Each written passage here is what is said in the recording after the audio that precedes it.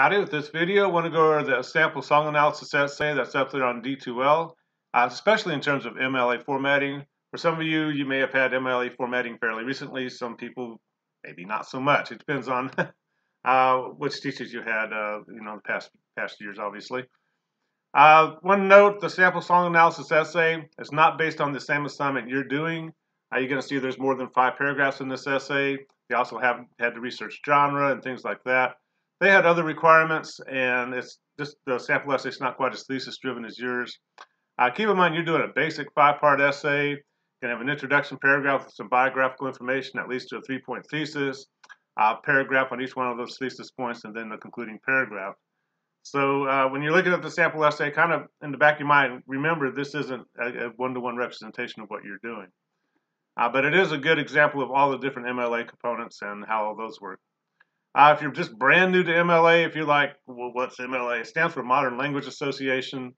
And there's an MLA lecture there. All this stuff's under help resources and sample essays, kind of towards the bottom of the content page down here.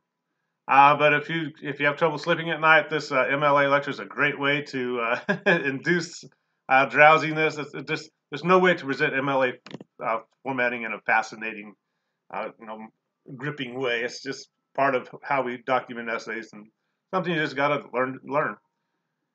To get into the MLA formatting, there's 2 reasons to do MLA formatting, and MLA formatting is just the way we document research essays. It's one way. Later on, we're going to learn APA formatting. But MLA is Modern Language Association, APA is American Psychological Association. Make sure you're an MLA. Also, make sure you're an MLA 8th edition. There are still some citation generators out there doing MLA 7, which is incorrect. It's been quite a few years. They should be up to MLA 8. But some aren't. But want to go over that sample essay in terms of MLA formatting a little bit. MLA formatting starts with what's called a works cited page. Works cited page is just a listing of the sources you use in your essay. So for your first essay, you may just have 2 sources on your works cited page. 1, the source of the biographical information you're going to put in there in the first paragraph, and 2, the source of the lyrics you're quoting from in the body of your essay. You're going to see a few more on this sample essay because they had to do research on genre and things like that. And for basic internet source entries, there's an excellent example of what one will look like right there. Works cited entries, you start with the author's last name, comma, then first name. Then the smaller unit, which will be the web page, will be in quote marks. The website will be in italics. If you have a date it was published, or the last date it was updated, that'll come next. Then you want the web address, and that should be exact. I should be able to click on that and go straight to that web page to check the information you're using in your essay. Then the last thing you might put is the date accessed. Some websites may not have a last date updated. You just omit that. See, some may not have an author, so you'll just start with the web page title.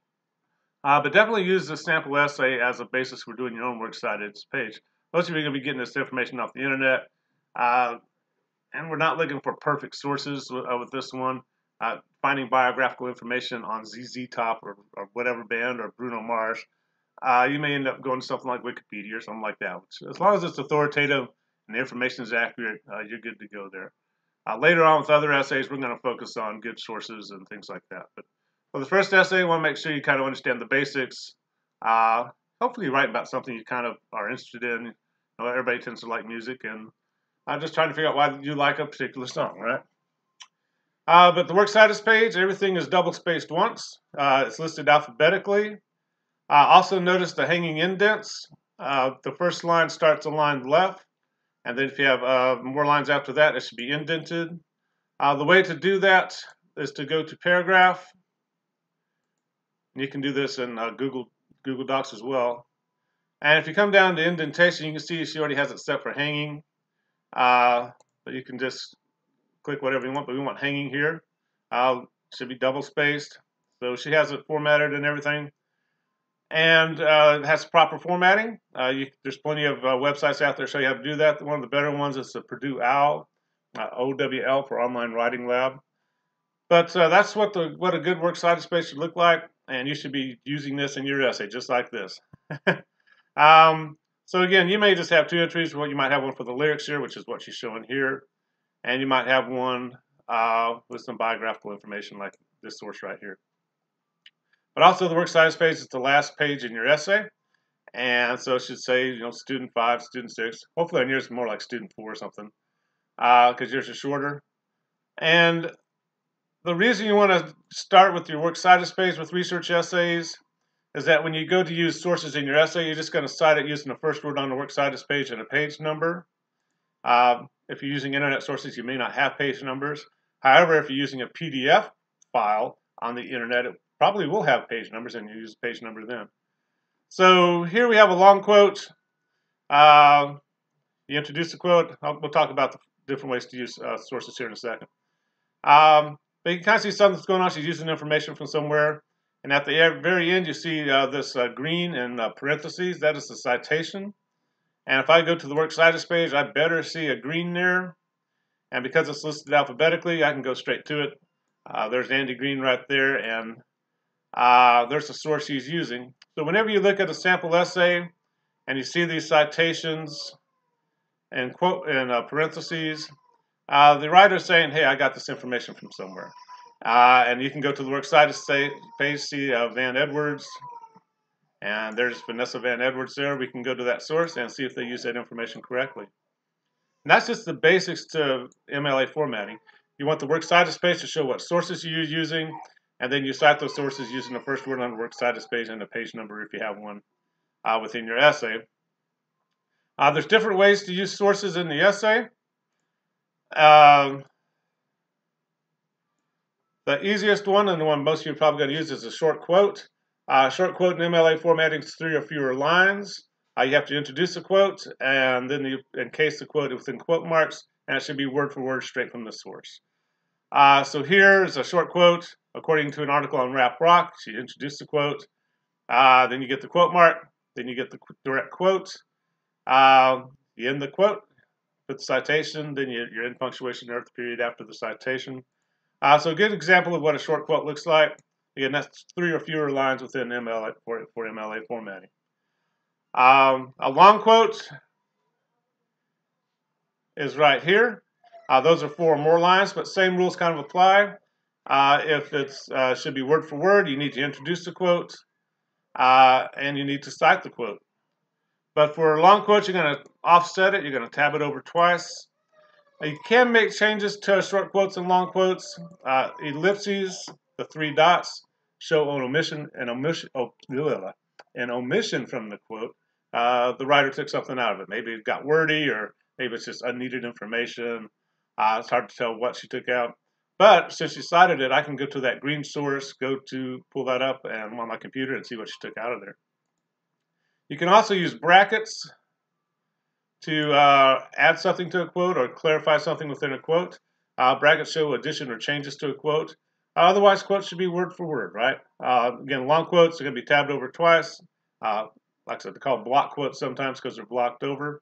That's how you know a long quote is the only thing that does that, where it's offset like that. Short quotes are the only thing that get quote marks. So it's very easy to identify short quotes and long quotes within a work there. 2 other ways to use sources is summary or paraphrase. You may not be doing this in the first essay, but you will on pretty much on the last 3. Summary is when you take information and you condense it in your own words and sentence structure.